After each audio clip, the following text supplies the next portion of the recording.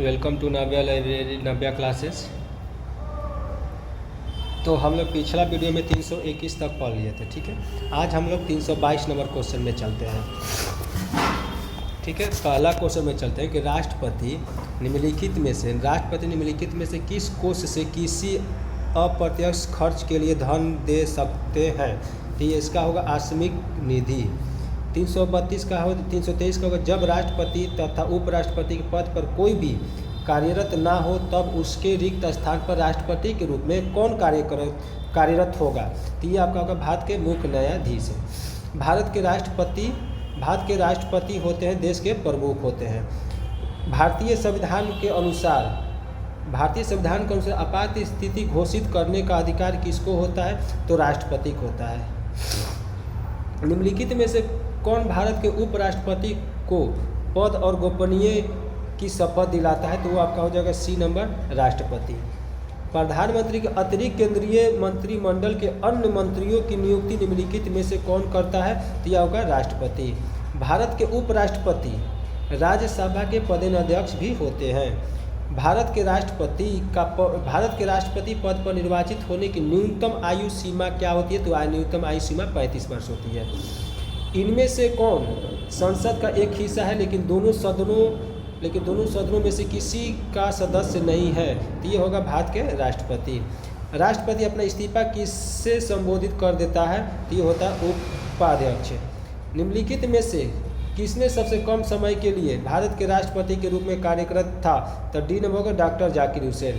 भारत सरकार का कौन सा अधिकारी सदस्य न होते हुए भी भारतीय संसद की कार्यवाही में भाग लेने का अधिकार रखता है, तो ये होगा भारत का अटॉर्नी जनरल।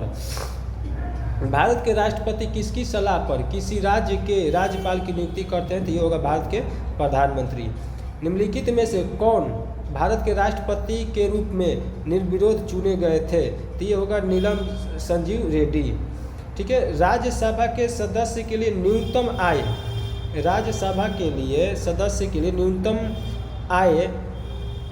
न्यूनतम आयु 35 वर्ष होता है। भारत का राष्ट्रपति लोकसभा को कार्यकाल पूरा करने से पहले भंग कर सकता है प्रधानमंत्री की सलाह पर। संघीय संसद की संयुक्त बैठक किस लिए बुलाई जा सकती है, तो यह आपको किसी गैर वित्तीय विधेयक पर दोनों सदनों में गतिरोध के समाधान हेतु, ठीक है। कर लोकसभा द्वारा पारित धन विधेयक राज्यसभा द्वारा भी पारित मान लिया जाता है यदि उच्च सदन उस पर किस समय सीमा में कार्य संपादन ना कर सके, तो ये होगा आपका 14 दिन। निम्नलिखित में से कौन यह तय करता है कि कोई विशेष विधेयक धन विधेयक है या नहीं है, लोकसभा के अध्यक्ष। निम्नलिखित में से किस गैर संसदीय संसद को संबोधित करने का अधिकार है, तो यह आपका हो जाएगा भारत के महान्यायवादी। वित्त आयोग का गठन किसकी अवधि के लिए होती है, कितनी अवधि के लिए होती है, तो ये होगा आपका 5 वर्ष के लिए। निम्न श्रेणियों में से किसके विधेयक केवल लोकसभा में ही प्रारंभ किए जा सकते हैं, तो सी हो जाएगा वित्त विधेयक। पंचवर्षीय योजना के मौजूदे का अनुमोदन अंतिम रूप से कौन करता है, तो ये होगा सी नंबर राष्ट्रीय विकास परिषद। लोकसभा में कोई भी धन विधेयक निम्न में से किसकी पूर्वानुमति के लिए बिना प्रस्तुत नहीं किया जा सकता है, तो बी हो जाएगा राष्ट्रपति द्वारा। राज्यसभा का सदस्य होने के लिए किसी भी व्यक्ति की उम्र कम से कम 30 वर्ष की होनी चाहिए। भारत के किस राज्य ने सबसे ज़्यादा उप प्रधानमंत्री दिए हैं, तो यह होगा डी गुजरात। जब ना तो अध्यक्ष और ना ही उपाध्यक्ष उपस्थित हो तब लोकसभा की अध्यक्षता निम्नलिखित में से कौन करता है, तो ये आपका सी नंबर लोकसभा के अध्यक्ष द्वारा रखे गए सभापति के पैनल में से कोई सदस्य। निम्नलिखित में से किसके संबंध में राज्यसभा को लोकसभा के अपेक्षाकृत अधिक अधिकार प्राप्त है, तो ये होगा नई अखिल भारतीय सेवाओं का गठन करना। राज्यसभा में निर्वाचित सदस्यों की अधिकतम संख्या कितनी है, तो ये होगा 238। भारतीय संसद में शामिल है राष्ट्रपति, लोकसभा और राज्यसभा। संसद के दोनों सदनों का संयुक्त अधिवेशन कब बुलाया जा सकता है? तो ये होगा आपका डी नंबर, बी और सी। बी मतलब जब एक सदन द्वारा पारित विधेयक दूसरे सदन द्वारा अस्वीकार कर दिया जाए, एक सदन द्वारा अनुमोदित एक दूसरे सदन द्वारा अस्वीकार कर दिया जाए। हर 5 वर्ष के बाद वित्त आयोग का गठन कौन करता है? तो ये होगा सी, राष्ट्रपति। भारतीय संसद में कोई विधेयक प्रवर समिति को भेजा जा सकता है? तो डी नंबर, अध्यक्ष के विवेक से किसी भी अवस्था में। भारतीय संसद किसी राज्य के नाम या सीमा में परिवर्तन कर सकती है? तो एक होगा सामान्य बहुमत द्वारा। संसद के दोनों सदनों का सत्रवासन करने का अधिकार किसके पास है? तो ये होगा राष्ट्रपति के पास है। संसद सदस्यों को देय वेतन और भत्तों का निर्णय किए जा सकता है? तो सी नंबर होगा, संसद द्वारा। संसद को भंग करने के लिए कौन सक्षम है? तो डी होगा, कोई भी नहीं। राज्यसभा में राज्यों को प्रतिनिधित्व किस आधार पर दिया गया है? तो बी नंबर, जनसंख्या के आधार पर। लेखा अनुदान का अर्थ है विनियोजन विधेयक के पारित होने तक अनुदानों के लिए मांगों के संबंध में व्यय करने के लिए विधायकी स्वीकृति। संसदीय व्यवहार में शून्यकाल दखल भारत में कब शुरू हुआ था? 1962 में। संसद में आधिकारिक विपक्षी समूह के रूप में मान्यता प्राप्त करने के लिए उसके कितने सदस्य होने चाहिए? आपका डी नंबर होगा, कुल सदस्य का 1/10 भाग, 1/10 भाग। भारतीय संविधान में लोकसभा तथा राज्यसभा के सदस्यों की अधिकतम संख्या कितनी निर्धारित की गई है? तो डी नंबर होगा 545 और 250 है। उत्तर प्रदेश के अतिरिक्त लोकसभा में किन 2 राज्यों का प्रतिनिधित्व सबसे अधिक है? तो बी नंबर होगा, बिहार और महाराष्ट्र। लोकसभा का चुनाव लड़ने वाले प्रत्याशी के लिए निर्धारित न्यूनतम आयु क्या है? तो ये होगा 25 वर्ष। लोकसभा अध्यक्ष के रूप में निर्वाचित प्रथम महिला का नाम बताइए? तो ये होगा मीरा कुमार। संसद के संयुक्त अधिवेशन में किसी विधेयक पर निर्णायक मत देने का अधिकार किसे है? तो लोकसभा का अध्यक्ष है। निम्नलिखित में से कौन सा एक संवैधानिक निकाय नहीं है? तो ये होगा योजना आयोग। राष्ट्रीय कोष का अभिरक्षक कौन सा अंग है? तो सी होगा, विधानमंडल। भारत सरकार का मुख्य विधि अधिकारी कौन है? तो डी नंबर, भारत के महान्यायवादी। ऐसे व्यक्ति कौन है जो राज्यसभा के सदस्य होते हुए राज्यसभा और लोकसभा दोनों में बोल सकते हैं? तो ये होगा डी मंत्री, जो राज्यसभा के सदस्य है। केंद्रीय सरकार का उच्चतम सिविल अधिकारी कौन है? तो ये होगा बी नंबर, मंत्रिमंडल सचिव। देश में पंचवर्षीय योजना का अनुमोदन करने वाला सर्वोच्च निकाय कौन सा है? तो ये हो जाएगा आपका डी नंबर, राष्ट्रीय विकास परिषद है। 2004 में चुनी गई लोकसभा है तो क्या होगा, 14वीं लोकसभा। संसद में अपनी राय देने के लिए किस अधिकारी को आमंत्रित किया जा सकता है? तो एक नंबर, भारत का महान्यायवादी। निम्नलिखित में से कौन सा भारत में प्रशासन पर विधायकी नियंत्रण का एक साधन नहीं है? तो एक नंबर, सदन का विघटन है।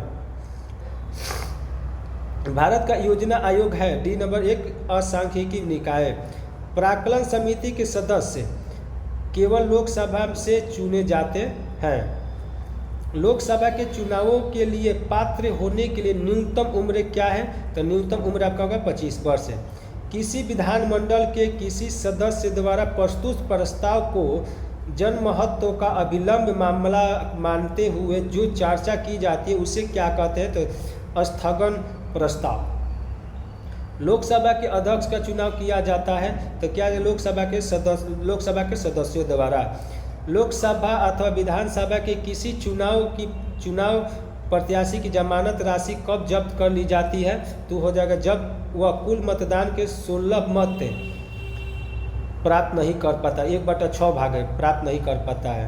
ठीक है।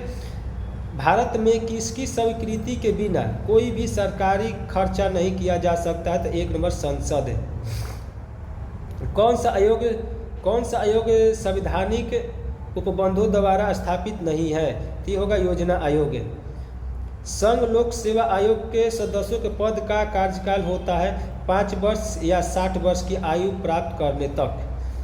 राज्यसभा का सदस्य बनने के लिए उम्मीदवार की न्यूनतम आयु होनी चाहिए, आपका हो जाएगा 30 वर्ष है।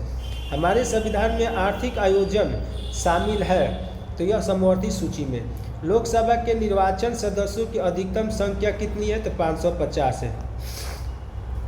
लोकसभा के सदस्यों का कार्यकाल कितने वर्षों का होता है? तो ये होगा 5 वर्ष है। वह प्रधानमंत्री कौन था जिसे संसद ने मतदान द्वारा अप्रत्यक्ष कर दिया था? तो ये होगा CVP सिंह। गैर विधायक के संसद के हर सदन में कितने वाचन होते हैं? तो ये होगा 3। संसद का चुनाव लड़ने के लिए प्रत्याशी की न्यूनतम आयु कितनी होनी चाहिए? तो आपको 25 वर्ष है।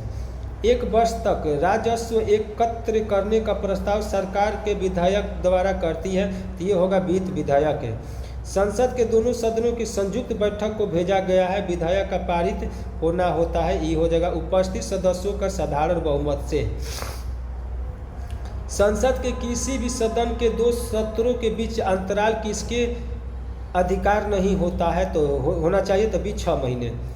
किस दल ने 2 वर्ष के समय में 2 प्रधानमंत्री दिए? तो ये हो जाएगा आपका स्टार दिया हुआ, इस आप देख लीजिएगा। भारत में किसी विधेयक को धन विधेयक कौन प्रमाणित करता है? तो लोकसभा का अध्यक्ष। लोकसभा के लिए पहले मध्यावधि चुनाव हुए थे 1977 में। भारत में संसद की वित्तीय समितियां निम्नलिखित में से कौन सी हैं? तो ये होगा डी नंबर 1, 2 और 3। भारत में राष्ट्रीय आय के प्राकलन तैयार किए गए जाते हैं, तो ये होगा केंद्रीय सांख्यिकी संगठन द्वारा। लोकसभा में अध्यक्ष के मत को कहा जाता है, तो ये कहा जाता है निर्णायक मत है। भारतीय संसद की सबसे महत्वपूर्ण विशेषता है कि संसद का ऊपरी सदन कभी भंग नहीं होता, मंत्रिपरिषद में शामिल नहीं है बिना विभाग के मंत्री। लोकसभा में विपक्ष के प्रथम नेता AK गोपालन थे। ठीक है, आगे देखते हैं। योजना आयोग का पदेन अध्यक्ष निम्नलिखित में से केवल एक हो सकता हुआ है गृह मंत्री। वित्त आयोग संसाधनों के केंद्र और राज्यों के बीच बंटवारे पर निर्णय लेता है। संसद में अविश्वास प्रस्ताव के बारे में निम्नलिखित में से कौन सा सही है? तो ये हो जाएगा आपका 1 नंबर, केवल D लोकसभा में प्रस्तुत किया जा सकता है, केवल D। सॉरी, ये हो नहीं, केवल A हो जाएगा, A होगा, ये वाला B और D होगा। ठीक है, B और D होगा। लोकसभा अध्यक्ष को अपना त्याग पत्र किसको संबोधित करना होता है? तो लोकसभा के उपाध्यक्ष। जब राष्ट्रपति और उपराष्ट्रपति दोनों के पद एक साथ खाली हो तो पद पर अस्थायी रूप से कौन काम करता है? तो ये भारत का मुख्य न्यायाधीश है, भारत का मुख्य न्यायाधीश। ठीक है, आगे देखते हैं। भारत के महान्यायवादी को श्रावणी अधिकार है, तो उसका मतलब भारत के राज्य के क्षेत्र के भीतर किसी भी कानूनी अदालत में हर 2 वर्ष में राज्यसभा के कितने सदस्य सदन में नियुक्त होते हैं? तो ये हो जाएगा 13। संसद सदस्य में अपनी सदस्यता गंवा देगा यदि वह सत्रों से निरंतर अनुपस्थित रहे, तो ये होगा 60 दिन तक। लोकसभा का कार्यकाल कितनी बार 6 वर्ष तक बढ़ाया गया था? तो 1 बार। पश्चिमी बंगाल की संसदीय सीटों राज्यसभा की संख्या है, तो ये हो जाएगा 16। भारतीय संसद द्वारा विश्व संसदीय प्रणाली में कौन सी अभिनव चर्चा प्रक्रिया समाविष्ट की गई है? तो होगा शून्यकाल। राज्यसभा के सभापति होते हैं भारत के उपराष्ट्रपति। भारतीय संसद का जनता द्वारा निर्वाचित सदन निम्नलिखित में से कौन सा है? तो लोकसभा।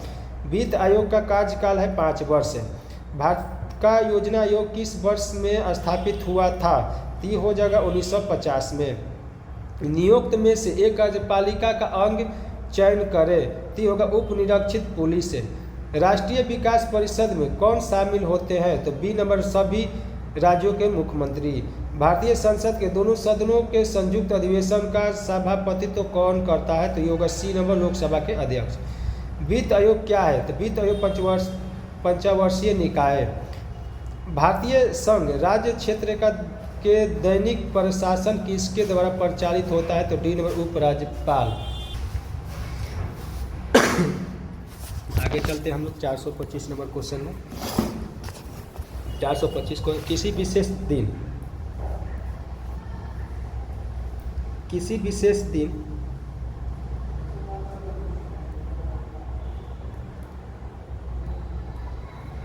किसी विशेष दिन लोकसभा में अधिकतम कितने तारांकित प्रश्न पूछे जा सकते हैं? तो सी नंबर 1950। निम्नोत्तर, एक गलती हो गई है, 420 से 421 हो गया। अच्छा ठीक है, आगे देखते हैं। निम्नोत्तर में से एक कार्यपालिका का अंक चयन करें। तो डी होगा उप निरीक्षक पुलिस। किसी विकास परिषद में कौन शामिल होते हैं? तो बी नंबर सभी राज्यों के मुख्यमंत्री। भारतीय संसद के दोनों सदनों का संयुक्त अधिवेशन का सभापतित्व तो कौन करता है? तो सी नंबर लोकसभा के अध्यक्ष। वित्त आयोग क्या है? तो वित्त आयोग आपका है पंचायती निकाय। भारतीय संघ राज्य क्षेत्र का दैनिक प्रशासन द्वारा संचालित होता है उपराज्यपाल द्वारा। किसी विशेष दिन लोकसभा का अधिकतम कितने तांत्रिक प्रश्न पूछे जा सकते हैं? तो बी नंबर होगा 20। राज्यसभा के एक ऐतिहासिक सदस्यों के निवृत्त कौन अवधि क्या करता है? बी नंबर प्रति 2 वर्ष। राज्यसभा में मनोनीत सदस्यों की अधिकतम संख्या क्या होती है? तो बी होगा 12 गो। भारतीय योजना निर्माण के उद्देश्य है डी उपरोक्त सभी। निम्नलिखित में से कौन सा भारतीय संचित निधि पर प्रभावित व्यय नहीं है? एक नंबर पंचवर्षीय योजना पर व्यय। जो व्यक्ति सांसद ना हो क्या उसे मंत्री नियुक्त किया जा सकता है? तो डी नंबर होगा हाँ, पर उसे 6 महीनों के भीतर संसद सदस्य बनाना होगा। नियमों का पालन करना किसका कार्य है? सी नंबर होगा कार्यपालिका। सांसदों के वेतन का निर्णय कौन करता है? एक नंबर सांसद। निम्नलिखित में से किस परिस्थिति के अंतर्गत राज्यसभा को भंग किया जा सकता है? डी नंबर होगा इनमें से कोई नहीं। संसद के दोनों सदनों के समक्ष वार्षिक वित्तीय विवरण का किस अनुच्छेद के अंतर्गत प्रस्तुत किया जाता है? तो बी नंबर होगा 112। लोकसभा के प्रथम अध्यक्ष थे जीपी मालंकर। मंत्रिपरिषद के आकार पर सदस्य के बारे में निर्णय कौन करता है? तो सी नंबर होगा प्रधानमंत्री। निम्नोक्तर कथनों का अध्ययन करके समुचित उत्तर की पहचान करें। ये होगा आपका एक नंबर, दोनों सही है, एक और दोनों सही है। राज्यसभा के सदस्य कितने वर्षों के लिए निर्वाचित किए जाते हैं? तो डी नंबर 6 वर्ष के लिए। निम्नोक्तर में से किसके अंतर्गत आने वाले विषयों पर नियम बना सकने का संसद को एकमात्र अधिकार? एक होगा संघीय सूची। राज्यसभा का सदस्य बनने के लिए न्यूनतम आयु क्या होनी चाहिए? बी नंबर होगा 30 वर्ष। प्रत्येक राज्य में महाधिवक्ता की नियुक्ति निम्नलिखित में से किसके द्वारा की जाती है? एक नंबर राज्यपाल। लोकसभा के निर्वाचन क्षेत्रों का सीमा निर्धारण पिछली बार निम्नलिखित में से किस ईस्वी सन में किया गया था? सी नंबर होगा 1976। राज्यसभा के लिए सदस्यों को नामित करने का अधिकार निम्नलिखित में से किसको है? एक नंबर राष्ट्रपति। अधीनस्थ विधायन समिति निम्नलिखित में से किससे संबंधित होती है? तो एक नंबर हो गया प्रत्यायोजित विधायन। भारत के राष्ट्रपति द्वारा बुलाई गई संयुक्त बैठक की अध्यक्षता निम्नलिखित में से कौन करता है? तो बी नंबर होगा लोकसभा का अध्यक्ष।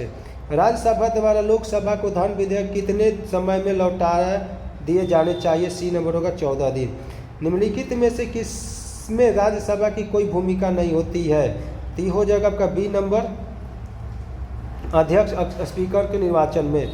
संसद के दोनों सदनों की संयुक्त बैठक ऐसे बिल पर विचार करने के लिए जब आयोजित की जा सकती है जब उसे एक सदन ने तो पारित कर दिया हो तथा दूसरे सदन में निम्नलिखित में से एक अवधि तक लंबित रखा। वह अवधि क्या है? बी नंबर होगा 6 महीने तक। निम्नलिखित में से वह समिति कौन सी है जिस राज्यसभा का कोई सदस्य नहीं होता है? ठीक है, एक नंबर होगा प्राक्कलन समिति। संसद में शामिल है, एक नंबर हो जाएगा राष्ट्रपति, लोकसभा और राज्यसभा। राज्यसभा के सदस्यों का सेवा काल कितना है? डी नंबर 6 वर्ष के लिए। पहले वित्त आयोग का गठन हुआ था? B number 1951। यह निर्णय कौन लेता है कि कोई विधेयक धन विधेयक है या नहीं है? ये लोकसभा का अध्यक्ष लेता है। ठीक है, भारत का प्रधानमंत्री बनने के लिए अपेक्षित न्यूनतम आयु क्या है? तो सी नंबर होगा 25 वर्ष। मंत्रिपरिषदीय बैठकों की अध्यक्षता कौन करता है? एक नंबर प्रधानमंत्री। भारत में योजना आयोग का गठन किस वर्ष हुआ? B number 1950। भारतीय योजना आयोग का गठन हुआ था? सी 1950। केंद्रीय मंत्रिपरिषद के विरुद्ध अविश्वास प्रस्ताव कहाँ प्रस्तुत किया जा सकता है? बी नंबर हो केवल लोकसभा में। संसद के दोनों सदनों का संयुक्त सत्र कौन बुला सकता है? तो एक नंबर होगा राष्ट्रपति। संसदीय प्रकार की सरकार में वह बराबर बालों में पहला होता है, वह कौन है? बी नंबर होगा प्रधानमंत्री। लोकसभा आयोजित करने के लिए अपेक्षित गणपूर्ति क्या है? तो सी नंबर हो जाएगा आपका 110। पहले अविश्वास प्रस्ताव और दूसरे अविश्वास प्रस्ताव के बीच कितना का अंतर होना चाहिए? सी नंबर होगा 6 महीने। भारतीय संसद में लोक लेखा समिति का अध्यक्ष कौन होता है? तो ये हो जाएगा विपक्षीय दल का नेता।